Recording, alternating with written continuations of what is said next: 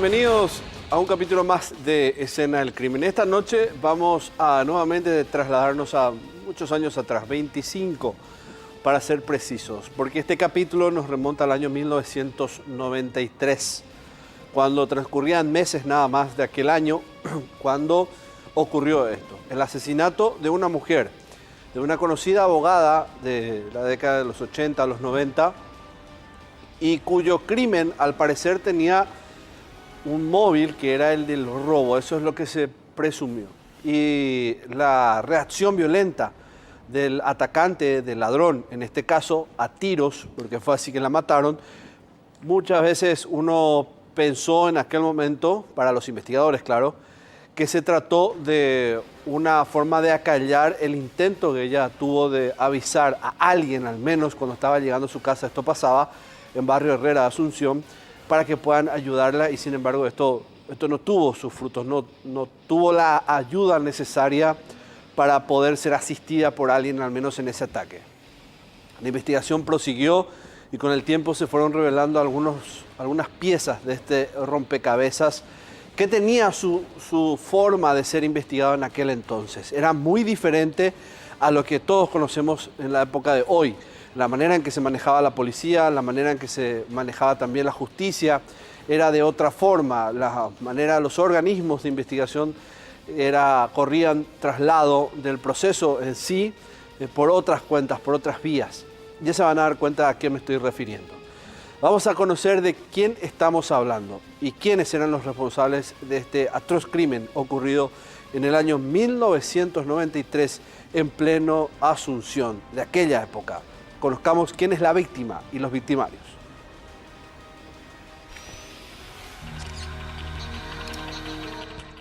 Perfiles. Víctima. Nombre: Sara Virginia Riva de Vasconcelos. Edad: 56 años. Domicilio: Barrio Herrera, Asunción. Profesión: abogada. Llegaba a su domicilio cuando se percató de que un robacoches estaba en plena acción. El delincuente, al verse descubierto, le disparó. Victimarios. Nombre: Jonás Antonio Samaniego Godoy. Edad: 66 años. Domicilio: Barrio Palmaloma, Luque. Profesión: comerciante. Prontuario: homicidio con fines de robo. Considerado el jefe de autotráfico de la época, que se dedicaba a robar coches en nuestro país y venderlos en Bolivia. Nombre: José Marcial Samaniego Godoy. Edad: 48 años. Alias Nene. Domicilio: Barrio Palmaloma, Luque. Profesión: comerciante. Prontuario: defraudación y estafa, homicidio con fines de robo. Él y su hermano perpetraron el fatal asalto que dio muerte a la abogada en junio de 1993. Ambos fueron condenados a 25 años de cárcel. Nombre: Elba Catalina Flores Batilana. Edad: 51 años. Domicilio: Palmaloma, Luque. Profesión: ama de casa. Prontuario: robo agravado, hurto, homicidio con fines de robo. La mujer fue condenada a 9 años de prisión como cómplice del asesinato. Bueno, la señora ya salía del trabajo, una jornada normal en esta situación cuando todo esto ocurrió. La habían sorprendido en ese ataque con la intención, al parecer, de matarla. Eso es al menos lo que presumieron los investigadores de aquella época.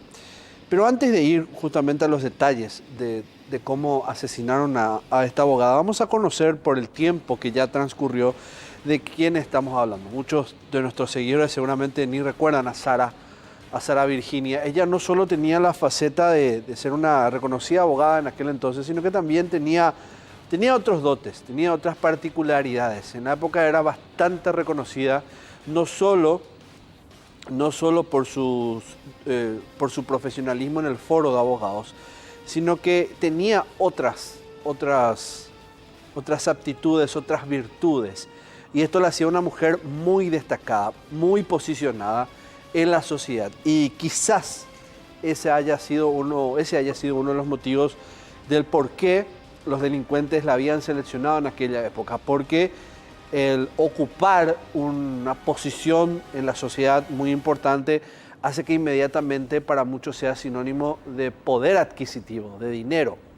Y quizás así lo haya sido y es por eso que se convirtió en un objetivo de los ladrones. Veamos a quién era Sara Vasconcelos, esta conocida y multifacética abogada.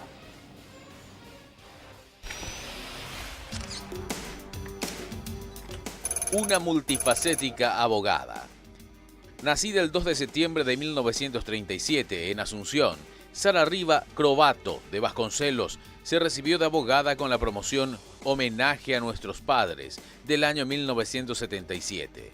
Sin embargo, antes de ser una mujer de leyes, se desempeñó en otras áreas, más artísticas, pese a que su nombre desde siempre fue sinónimo de polémica. Actriz, locutora y presentadora. Brilló como actriz participando en obras del extinto Jacinto Herrera y como locutora dio sus primeros pasos en Radio Stentor, en los principios de la televisión nacional en el antiguo edificio que hoy día ocupan las oficinas del Instituto de Previsión Social en la calle Constitución y Petirosi.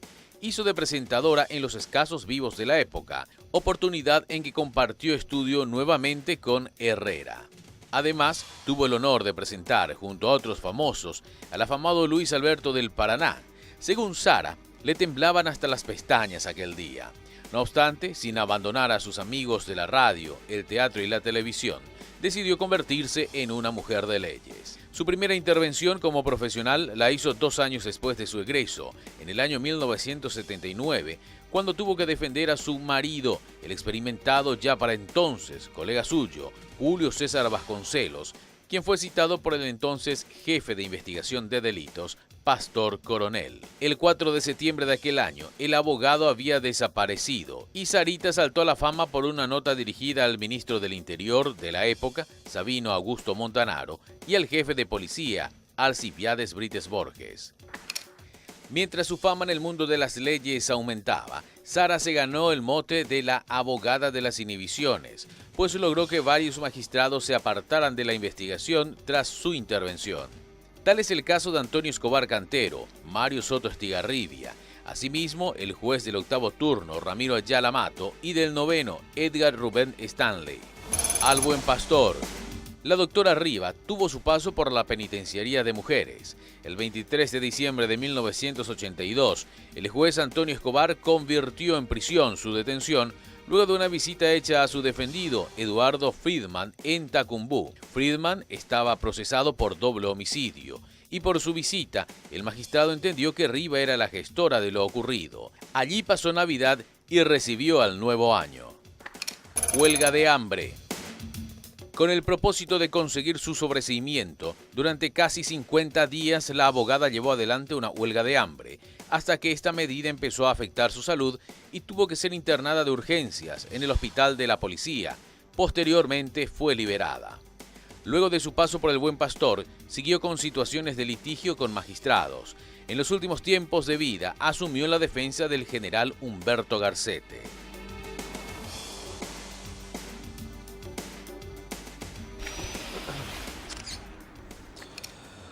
Bueno, era mitad de año, junio para ser precisos, se festejaba el santo patrono de San Antonio. Y eso, usted sabe, trae mucha fiesta generalmente en los barrios muy tradicionales. El barrio Herrera no era la excepción. En aquel entonces muchos devotos de San Antonio estaban con la algarabía propia de juntarse entre familia, entre vecinos a compartir la festividad católica en honor a este santo. Bueno, prácticamente ese contexto que les cuento hace que todo ese ruido que usted ya se imagina quizás haya de alguna u otra forma obstaculizado el pedido de auxilio que tenía o que hizo Sara Vasconcelos cuando llegó, Sara Rivas Vasconcelos, cuando llegó a su casa. Porque no era tarde de ninguna manera. Ella estacionó su vehículo en la entrada prácticamente y se percató que alguien la estaba vigilando. Prácticamente detuvo a su asesino, que en teoría se cree que el móvil del crimen iba a ser el asalto, la iban a robar. Lo tenía prácticamente en la mira cuando se percata de la intención y comienza a dar bocinazos justamente pidiendo socorro, auxilio, que alguien salga a ayudarla. Sin embargo, eso no ocurrió. Por más de que tuvo esa intención y denodadamente procuró llamar la atención de algunos de los vecinos, fue infructuoso. Y al parecer, esto, en vez de generar el efecto de auxilio, provocó la molestia, la ira del delincuente, que reaccionó atacando violentamente. Si bien ella fue auxiliada a un centro médico, su vida no alcanzó hasta ese punto y falleció a consecuencia de los disparos que le habían provocado. Y ya con el resultado de muerte, innumerables cosas se empezaron a tejer en torno a toda esta situación. Ya ustedes recuerdan, que a ella se le conocía como la abogada de las inhibiciones. Era una abogada bastante polémica, muy reconocida, también muy querida, pero a la vez toda abogada que se la quiere también se la odia. Y no faltó la tesis de la venganza de por medio, o que ese crimen tal vez haya sido por encargo de alguien que no le gustó tal vez el soporte legal que ella la verdad le pudo haber dado a algún cliente. Entonces esas fueron las primeras hipótesis en un principio al menos de toda esta situación. ¿Qué pasó en ese junio de 1993? Cuando el otoño se estaba despidiendo y Sara Rivas llegaba a su casa. ¿Por qué nadie la escuchó? Los detalles en la historia en el qué pasó.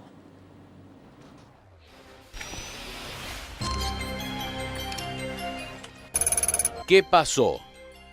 Una trajinada jornada en tribunales se extendió hasta entrada la tarde. La reconocida abogada en la década de los años 80 y 90, Sara Rivas de Vasconcelos, llegaba hasta su vivienda ubicada entre las calles Cementerio Miranda y Enciso Veloso del barrio Herrera de Asunción. Ella no solo era reconocida por su labor profesional, además era esposa de un afamado colega, el doctor Julio César Vasconcelos. Había un acontecimiento en la casa de al lado, había mucha gente, había muchos autos, y pienso que ellos son los que habrán escuchado el disparo y los bocinazos. Y nosotros cuando íbamos acá en la misa, acá salimos a nuestra casa ahí, y está el coche ahí, un coche, y nosotros creíamos que era del dueño de esto o qué, o pariente, algo. De repente escuchamos ¡pah! Un solo disparo. Un solo disparo y se cayó la señora ahí, por favor, a saldo, dijo, una palabra no. Era una tranquila y fresca tarde de los últimos días de otoño de 1993. En el día de San Antonio, domingo 13 de junio de aquel año, a pocos metros de su domicilio, varios vecinos disfrutaban de un evento familiar, por lo que la algarabía en el barrio estaba a pleno. Sara se disponía a estacionar su auto cuando se percató de que un hombre estaba en la cabina de una camioneta Mitsubishi Montero, estacionada en su garage, e intentaba robarla. Intentando alertar a los vecinos de lo que pasaba, la mujer tocó insistentemente la bocina. Aparentemente el objetivo era esta camioneta que están viendo ustedes y estaban manipulando adentro. En eso llegó la doctora Sara Rivas y entonces no tuvo otra alternativa al ladrón que dispararle y eliminarle, ¿verdad? Y llevarse el auto de la doctora, el Mercedes-Benz. Sin embargo, lejos de llamar la atención de algún vecino, sus bocinazos alertaron antes que a cualquiera al delincuente, que al verse descubierto no encontró mejor idea que desistir de sus intenciones y al descender de la camioneta disparar contra la abogada, hiriéndola gravemente. Sin ánimos de retirarse del sitio, con las manos vacías, el ladrón bajó a la mujer de su rodado y la dejó tirada en plena calle. En cuestión de segundos, abordó su automóvil y huyó raudamente del lugar. Los ladridos del perro y los gritos desesperados de Sara alertaron finalmente a todos los vecinos. Tranquilamente yo estaba ahí en la sala, después yo dije, ¿qué pasó? ¿Cómo ladró el perro? Y socorro, dice la señora. Y yo pensé que era una señora que venía caminando con su cartera y alguien le quitó y se fue, porque ahí estaba ella. Entonces yo... ¿Estaba en el suelo la doctora? Sí, estaba en el suelo tirado, desde acá así, media hora en el suelo y así estaba. Y su cabeza así me miraba y me dijo, mi hija venía a ayudarme a hacerme caso. ¿Y qué pasó? Le dije. Y yo tranquilamente, y me dijo ella, un asalto, me dijo. Entonces yo vine corriendo y me fui corriendo a traer la llave y salí. Mi patrona ya salió, se fue a llamarle a su vecina para que le llamaran a la policía. Uno de ellos la trasladó a bordo de su camioneta al hospital universitario, donde penosamente la mujer falleció. Cuando nosotros alzamos en la camioneta, estaba vivo todavía. Estaba vivo todavía. Cuando llegué me pidieron que le auxilie, le alzamos en la camioneta en la parte de atrás y me dijeron que le lleve al hospital, al sanatorio italiano. Yo por mi propia iniciativa la llevé al universitario porque está más cerca, ¿no? O sea que pensé que llevarla hasta el italiano era mucha distancia. Y yo cuando le levanté y como ya veía que estaba muy mal, dije no, hay que llevarla al lugar más cercano. O sea, por eso que opté por llevarla ahí. Apenas llegó, ahí yo pienso que ya falleció. Pues acá sí le llevamos con vida todavía. Varias hipótesis surgieron en torno al caso hasta que su vehículo fue encontrado en Caaguazú y la policía logró identificar a los principales autores, quienes actuaron en complicidad con 2 extranjeros expertos en la modalidad de robar coches.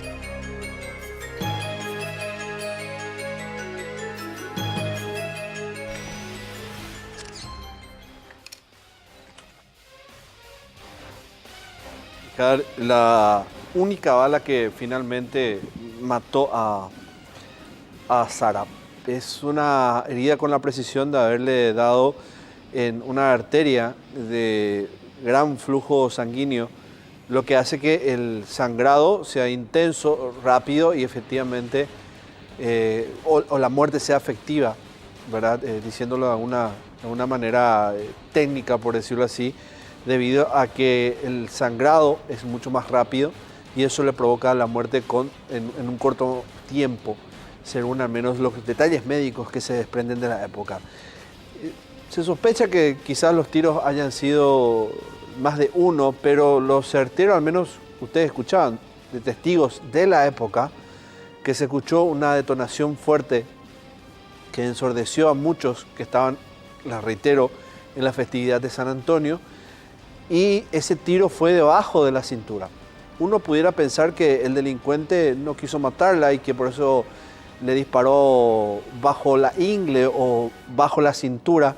Sin embargo, el tiro sí fue en un punto, dándole en una arteria principal, lo que le genera, les reitero, un sangrado bastante rápido. La explicación técnica de qué fue lo que le ocurrió aquella vez a Sara Riva de Vasconcelos en Heridas que Hablan.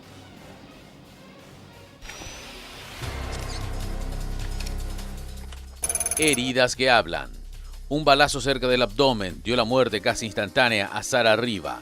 Según el informe forense de la época, la mujer de Leyes recibió el impacto en la zona ilíaca izquierda, región comprendida entre los huesos de la cadera.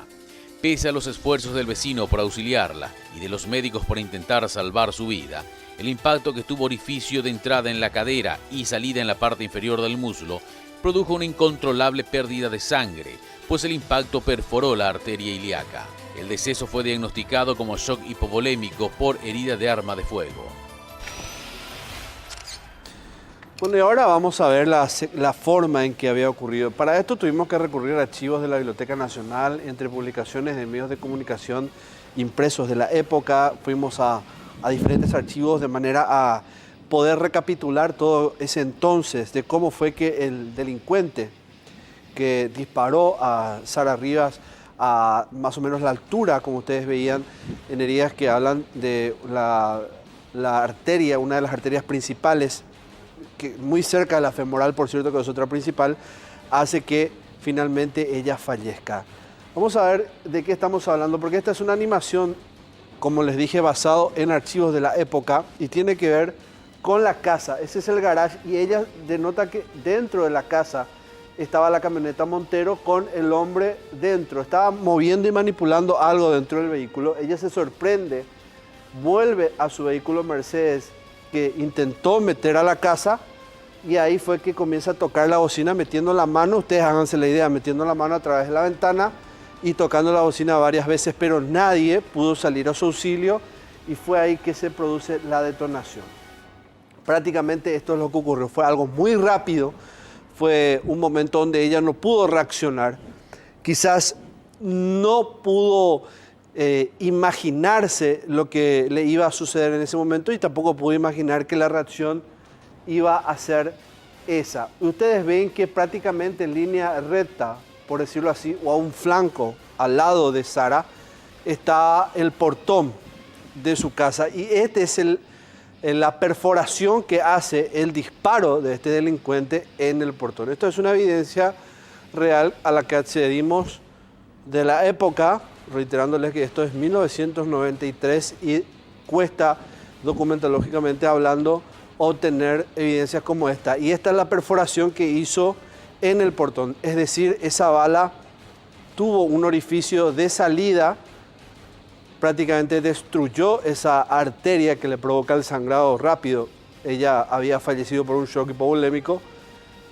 Y ese disparo que atraviesa la pierna es el que va y se incrusta en el portón. Y este es el plomo que se obtiene de aquel disparo que había provocado el delincuente y que acaba con la vida de Sara Riva de Vasconcelos. Evidencia que se había colectado en aquella época. Ustedes ven, en 1993 ya había ciertos cuidados con las evidencias en la época, y esto finalmente es lo que se pudo obtener en aquel entonces en materia de evidencias. Y acá hacemos una pausa, en instantes, porque después vamos a ir develando los rompecabezas o las piezas del rompecabezas en torno a la investigación. Una investigación que, como les había comentado al principio, es diferente en algunos puntos con respecto a cómo lo llevaba a cabo la policía, por ejemplo, de esta época, en relación a antes del ingreso del nuevo milenio. Corte y enseguida más con este capítulo del asesinato de Sara Riva de Vasconcelos.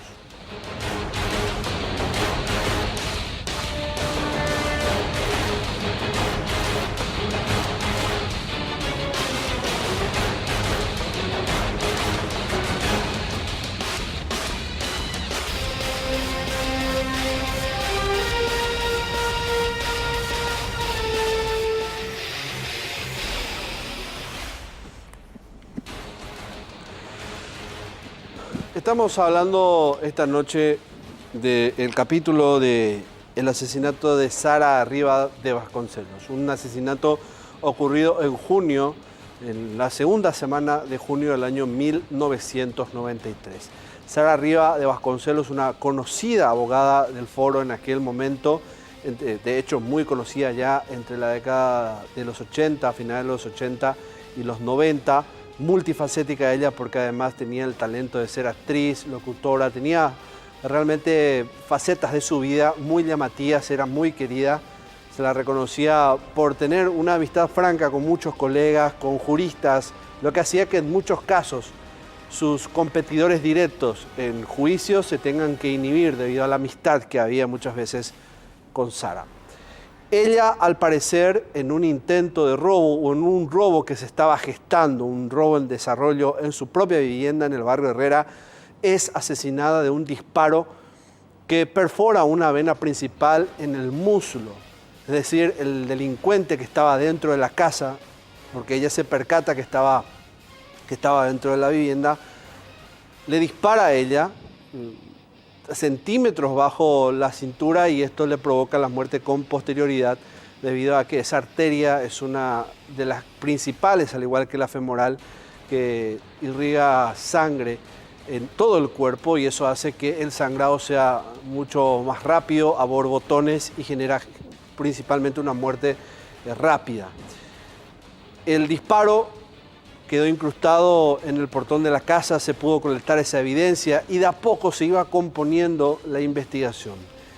Les decía al principio que en aquel entonces eran otros los encargados de las investigaciones, era un juez el que por el lado de la justicia tomaba en sus manos la rienda de la investigación y sí, la policía que en ese momento no era una policía como hoy en día ya avanzada en ciertas tecnologías de investigación, pero sí tenía esa, hasta si se puede decir, innata manera de trabajar a la hora de colectar pruebas, a la hora de intentar preservar la escena del crimen y por supuesto con la descripción de testigos ir componiendo lo que era un caso bastante complejo porque en un principio se pensaba que tal vez el asesinato tenía un sabor, un tinte a una ejecución.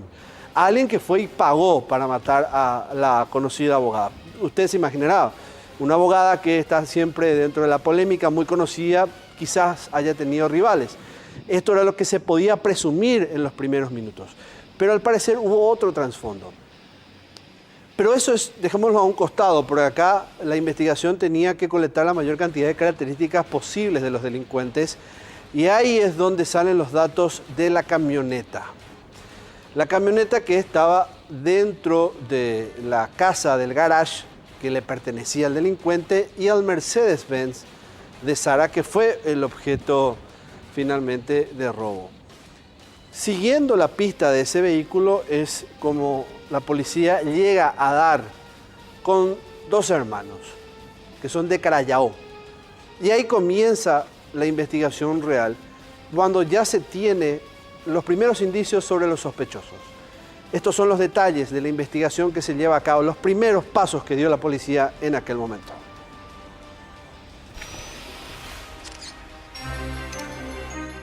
Los hermanos Samaniego. Oriundos de Carayao, departamento de Caaguazú, los hermanos Jonás Antonio y José Marcial Samaniego Godoy se unieron en el negocio del autotráfico mucho después de que el mayor de ellos, Jonás, se haya iniciado en el mundo delictivo. Jonás Antonio, nacido el 21 de septiembre de 1952, cuenta con un prontuario que comenzó con 5 órdenes de captura por defraudación y estafa. Sin embargo, en octubre de 1991 ya había conocido la cárcel de Tacumbú por delitos menores. No tengo nada que ver en el caso. ¿No le conocías a Sara Riva? Por la televisión, por los diarios. ¿Dónde estuviste el día que se cometió el crimen? En mi casa. ¿Con quién estuviste? Yo estaba con unos amigos, parientes el día de mi cumpleaños. ¿A qué te dedicas? Comerciante. ¿De autos? No, tengo despensa y carnicería. ¿Por qué crees esta acusación en tu contra? Y voy a aclarar con el juez, ahora voy a declarar, voy a explicar todo y ellos van a dar el veredicto final. No, se va a aclarar todo, uno está enterado de todo. ¿Le conocía a la abogada? De vista por televisión, así por los diarios, y una señora muy famosa era ella, como abogada. Él podrá decir lo que quiera, desde luego, siendo él el imputado, normalmente los procesados dicen que son inocentes. Hay un dicho que dice que todos los que están en la cárcel son inocentes, suele ser así, pero eso no quiere decir que sea cierto. José Marcial, por su parte, nació el 19 de diciembre de 1969 y hasta que se unió a su hermano en el negocio de robar vehículos, no poseía antecedentes. Para el efecto, gestionó su pasaporte para ingresar a Bolivia, donde eran llevados los autos robados. Los hermanos no tuvieron mejor idea que acudir al pueblo que los vio crecer en busca de cómplices para sus ilícitos. Entre ellos encontraron a familiares. Fue así que al negocio también ingresó un conocido docente de la zona, el tío de ellos, Julio Andrés Samaniego, cuyo domicilio hacía de aguantadero. Siendo profesor, se manejaba en una camioneta Ford. Una eficiente investigación policial permitió localizar el vehículo robado en su vivienda y él manifestó que sus sobrinos habían llevado a ese sitio el automóvil de la abogada. Lo único que puedo decir que a mi criterio existe suficiente prueba para que Jonás sea condenado. El primero en ser detenido fue José Marcial, mientras que su hermano, Jonás Antonio, permaneció prófugo durante más de un año, eludiendo a la justicia con apoyo de las propias autoridades, denunció el abogado Julio César Vasconcelos, marido de la finada. Creo que es responsable, estoy convencido que es uno de los responsables. ¿Tenía vinculación con la mafia de Pedro Juan él? ¿Era un amparado de los mafiosos? Evidentemente él era un amparado porque estuvo más de un año y medio protegido, escondido. Todo el mundo sabe que él andaba caminando por la calle, inclusive en Pedro Juan, donde pasaba furtivamente a visitar a una amante que tenía ahí, y también en Punta Poná, donde él sí andaba completamente libre. Se lo veía sentado en la vereda de su casa, tomando cervecita. Yo mismo en una oportunidad fui personalmente de incógnita allá y lo he visto por la calle y volví porque no podía creer que la policía de Punta Poná no pudiera detenerlo, habiendo un pedido de extradición, habiendo un pedido a Interpol para que se lo ubique con indicación precisa de su domicilio. Nunca hemos recibido una respuesta de las autoridades brasileras. Jamás se han dignado, ni siquiera han enviado una contestación para decir que no lo habían encontrado. ¿Usted tiene antecedentes penales? Nunca. Solo por cheque. ¿Por qué no se presentó ya hace mucho usted voluntariamente? ¿Por qué esperó que lo agarren? Y nadie quiere perder su libertad, ¿eh? Además no tengo dinero para defenderme tanto como dice la gente, la fama que pone, que jefe de equipo, que esto, que aquello. Dicen mentira. Yo solo estaba viviendo allá con una despensa que empeñé casa, que en Palmaloma pueden preguntar quiénes son los usureros, que empeñó, y yo con eso me fui y me mantuve un poco allá, ¿verdad? Si usted se considera inocente, ¿por qué respondió a balazo a la policía en Pedro Juan cuando lo detuvieron? ¿Cómo balazo si yo no tenía arma? Puede preguntarle al oficial inspector que me agarró. Solo yo me estiraba de ellos, me quería zafar. Yo en un momento no tuve arma. Bueno, pero no todos los componentes de ese grupo habían sido detenidos en aquel momento, porque la red de autotráfico era bastante grande, es decir, al haber evidentemente una demanda de vehículos de este tipo, como el que querían robar, que era la camioneta dentro del garage, evidentemente que tiene que haber quienes lo requieran. Para esto se tenía el mercado principalmente el boliviano, porque el autotráfico en aquella época de principios de los 90 y hasta inclusive finales hablaba de que Bolivia era uno de los principales países que compraban estos vehículos robados en Paraguay y que eran cabritos, como se les conoce hoy, ilegales en Bolivia. Se le proveían de documentos, se maquillaban esos vehículos y eran revendidos nuevamente. Pasaba algo similar acá en Paraguay, pero en nuestro caso ocurría de los robos en el Brasil y eran utilizados en Paraguay principalmente, cuando la famosa cédula marrón aún existía en la época y se circulaba con aquel documento como si nada. Prácticamente esa era un leve pantallazo de cómo se operaba en aquel momento. Vehículos que eran robados aquí, considerados en aquel entonces como de alta gama y vendidos en el vecino país, principalmente en Bolivia. Les decía que no solo los hermanos Samaniego estaban como responsables de aquel hecho, que en principio no descartaba ninguna hipótesis. Les decía, por un lado se podía pensar de que algo del trabajo como abogada de Sara podría tener como trasfondo de lo ocurrido.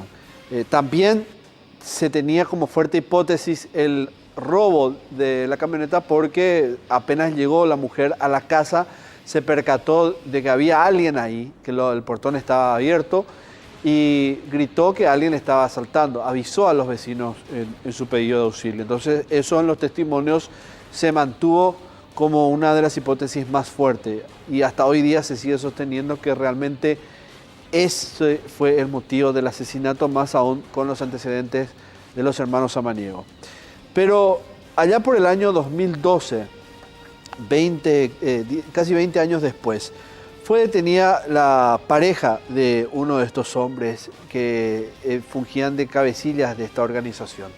Y así fue como este caso se fue extendiendo en el tiempo, esto sin contar aquellos que no fueron extraditados y que también formaban parte de esta banda. Vamos a este particular aspecto de la historia del caso de Sara Rivas de Vasconcelos. ¿Cómo fue detenida una mujer casi 20 años después?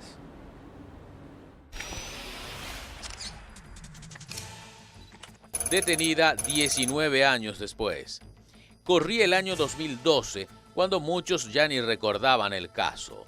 Precisamente en ese entonces, en el invierno de ese año, el Ministerio Público se trazó un objetivo: impunidad cero. Y así, finalmente, luego de 19 años, fue detenida una mujer que tuvo implicancia directa en el hecho.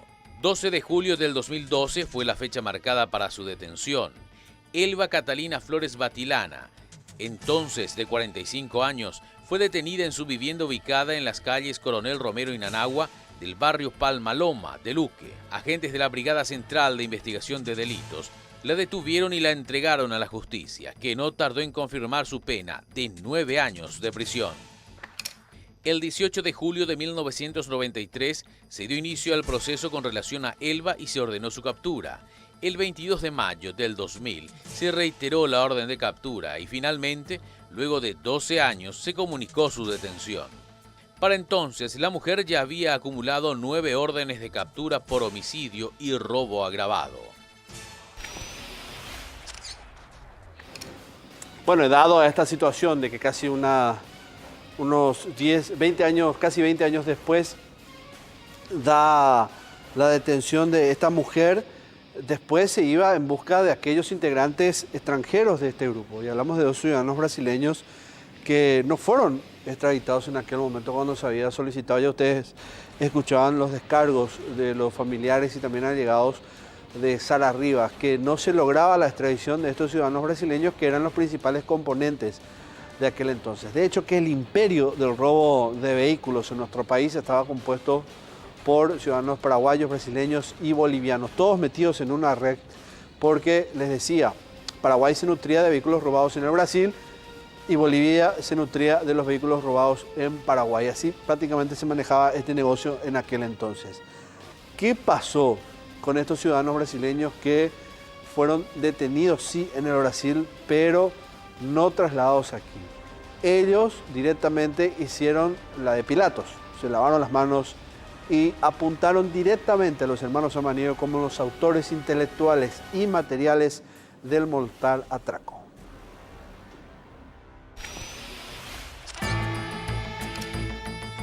La investigación. En un principio, los investigadores no descartaron hipótesis alguna, pese a que la mujer, aún con vida, alertó a todos de que había sufrido un asalto. No podían descartar que se tratara de un asesinato por encargo. Según los primeros datos, los encargados de la investigación apuntaron que los criminales pudieron haberse llevado su auto para emprender una rápida huida. Sin embargo, esta hipótesis rápidamente fue descartada. Hallaron el vehículo. Una rápida y efectiva investigación realizada por el Departamento de Homicidios de Investigación de Delitos llevó rápidamente a ubicar el vehículo de la abogada, que viajó varios kilómetros hasta la colonia Santa Catalina, en Carayaó, departamento de Caaguazú. Allí fueron detenidos Julio Andrés Samaniego y su mujer, en poder de quienes se encontró no solo el Mercedes-Benz de Sara, sino también una camioneta marca Isuzu Trooper, color beige, robada a punta de pistola de Luque 3 días antes del hallazgo. Serían llevados a Bolivia. Una red bien estructurada de robacoches y reducidores fue descubierta tras la muerte de la doctora Riva, pues los investigadores revelaron que los automóviles robados tenían como destino Pedro Juan Caballero y de allí posteriormente Bolivia, donde serían comercializados. Los integrantes de la banda.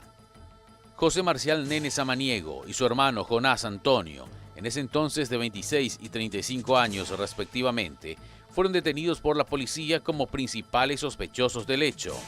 Ellos ya cargaban en su haber varios hechos de esta naturaleza, y el mayor de ellos era conocido como el cabecilla del autotráfico de Asunción y área metropolitana hacia Bolivia.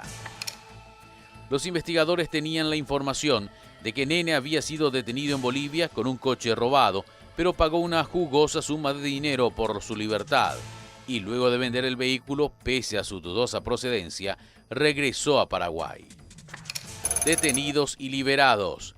También fueron detenidas y sindicadas otras personas de las que con el transcurso de la investigación fueron descartándose su implicancia, entre ellas Leonardo Rodas Cuevas y Félix Alberto Godoy, un ex convicto que en aquel tiempo acababa de abandonar la cárcel de Tacumbú. Además, se sospechaba la participación de los brasileños Anoa Pereira Gómez, alias Coruja, y William Núñez García, alias Gordo, detenidos y acusados en su país por otros crímenes. Joven rubio de ojos claros. Vecinos del barrio Herrera afirmaron haber visto a un joven de cabellos rubios y ojos claros huyendo del lugar del hecho en compañía del autor del disparo. Este joven, en principio, se pensaba que era Félix Adalberto Godoy y posteriormente se manejó que podría ser un joven de nacionalidad brasileña. Brasileños nunca extraditados. Los ciudadanos Anoa Pereira Gómez, alias Coruja, y William Núñez García, alias Gordo, ambos brasileños, fueron detenidos en su país por varios delitos y recluidos en una cárcel de San Pablo. Sin embargo, nunca pudieron ser extraditados. De hecho, Anoa Pereira fue involucrado en el crimen por José Marcial Samaniego, cuando afirmó en su declaración que el brasileño le vendió el vehículo robado a la abogada y que obró de mala fe. Sin embargo, Coruja confesó ante la justicia brasileña su participación en el asalto y afirmó que había sido llevado a la casa de la víctima en un automóvil Volkswagen Gol conducido por su acusador para perpetrar el golpe.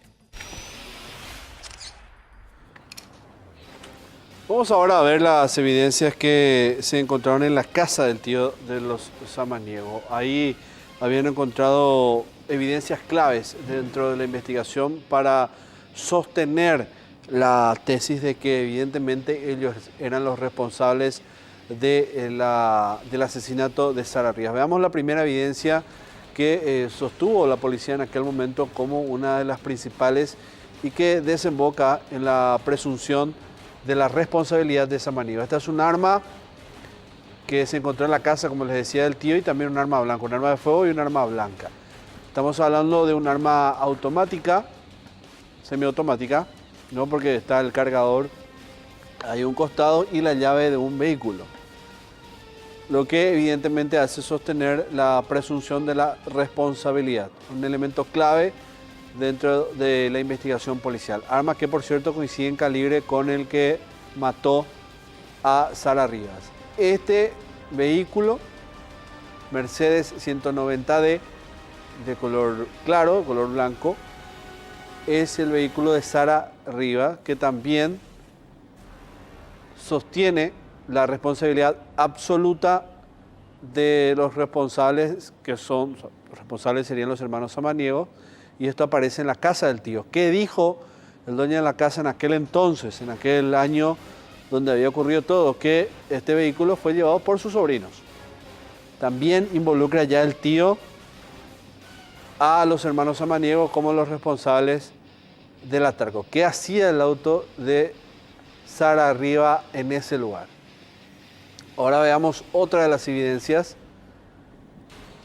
que fueron encontradas, encontrada en la casa del tío. Esta es una prenda de vestir que coincide plenamente con la descrita por los testigos, algunos que alcanzaron a ver algo, y que también sostiene la presunción de la responsabilidad de los hermanos Samaniego en aquel entonces. Según los investigadores de la época, esto tenía manchas de lo que se presume era sangre humana en aquel entonces, que pudo haber sido de la víctima, de Sara Rivas.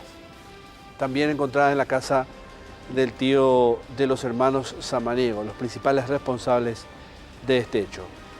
Realizamos la última pausa aquí en Escena del Crimen y a la vuelta más de esta investigación del año 1993, el asesinato de la abogada Sara Rivas de Vasconcelos.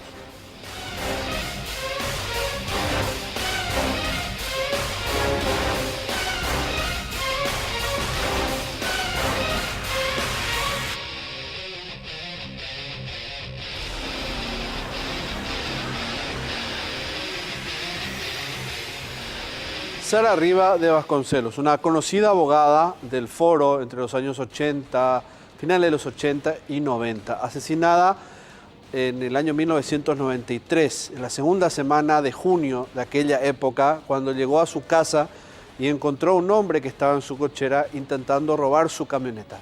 En algún principio del desarrollo de este capítulo habíamos dicho que la presunción siempre sostenida por los investigadores era el del robo, pero también se manejó en aquel momento que debido a la profesión de Sara podía haber sido un ajuste de cuentas. Pero cuando en el paso de la investigación esto comienza a caer, esta tesis de la venganza, cuando dan con el vehículo que se llevaron los delincuentes, el Mercedes 190, en el que llegó Sara a la casa, del que bajó para tocar la bocina e intenta pedir auxilio a los vecinos. Cuando encuentran ese vehículo, siguen la pista, la encuentran en la casa de un hombre en Carayao, que es el tío de los hermanos Samaniego, unos conocidos robascoches de aquel momento que tenían conexiones con Bolivia y Brasil en el tráfico de autos de aquella época, que estaba muy fuerte entre los mediados de los 80 y también durante prácticamente toda la década de los 90. A ellos no les fue bien en el sentido de que muchos los indicaron directamente como los responsables del hecho. Brasileños que fueron detenidos en el Brasil apuntaron directamente a ellos. Ellos también formaban parte de la banda. Una mujer que cae casi 20 años después también, de cierta forma, los involucró. Y así, en el hallazgo también de evidencias en aquel momento, todo hacía suponer de que eran los responsables de aquel atraco mortal. Y después llegó la justicia para Sara, porque esto llegó a juicio y finalmente se establecieron las penas carcelarias, a más de 20 años inclusive para ellos. ¿Qué fue lo que pasó en ese juicio oral? ¿Cómo fue que se encaró? ¿Hubo o no justicia? ¿Y las penas fueron o no algún tipo de aliciente para la familia de Riva de Vasconcelos en aquel entonces para al menos aplacar el dolor de la pérdida de esta mujer? Veamos qué había ocurrido.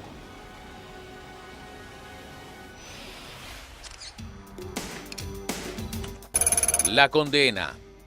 Luego de casi 10 años de espera, finalmente el caso por el crimen de Sara Riva de Vasconcelos llegó a tribunales el 26 de abril del 2002, cuando el juez de sentencia, Carlos Ortiz Barrios, condenó a 25 años de cárcel a los hermanos Jonás y José Marcial Samaniego, tras declararlos culpables del asesinato de la abogada. Durante el juicio se pudo demostrar que ambos tuvieron participación en el hecho y que Jonás fue el autor del mortal tiro. En agosto del 2003, la Cámara confirmó las penas para los hermanos Samaniego y en octubre del 2004, la Sala Penal de la Corte ratificó los 25 años de prisión.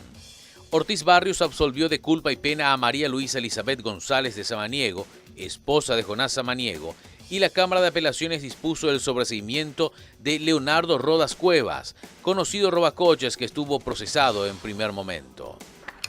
El 31 de julio del 2012, tras permanecer 19 años prófuga, fue capturada Elba Catalina Flores Batilana y se decretó su prisión en El Buen Pastor. La mujer, expareja de José Marcial Samaniego, para burlar a la justicia, poseía documentos de identidad falsos.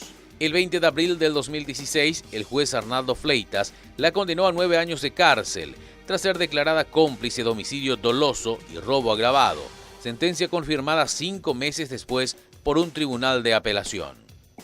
José Marcial Samaniego y su hermano Jonás fueron condenados a 25 años de prisión por homicidio agravado con fines de robo. Marcial compurga su pena el 22 de noviembre del 2018 y Jonás el 17 de febrero del 2024. En reiteradas ocasiones, ambos intentaron salir de la cárcel antes de su pena, hasta que lo lograron. Ambos hoy se encuentran libres. Y por lo menos en esta época no sabemos más nada del rubro al que se dedicaban los hermanos Samaniego, tanto José como Jonás.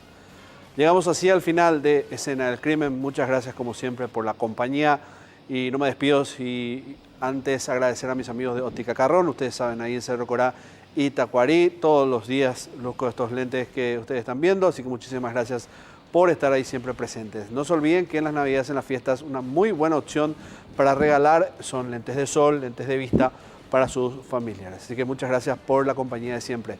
Nos reencontramos y no olvide que los sábados también puede volver a ver este capítulo por las pantallas de Unicanal a partir de las 11:30 de la mañana. Adiós.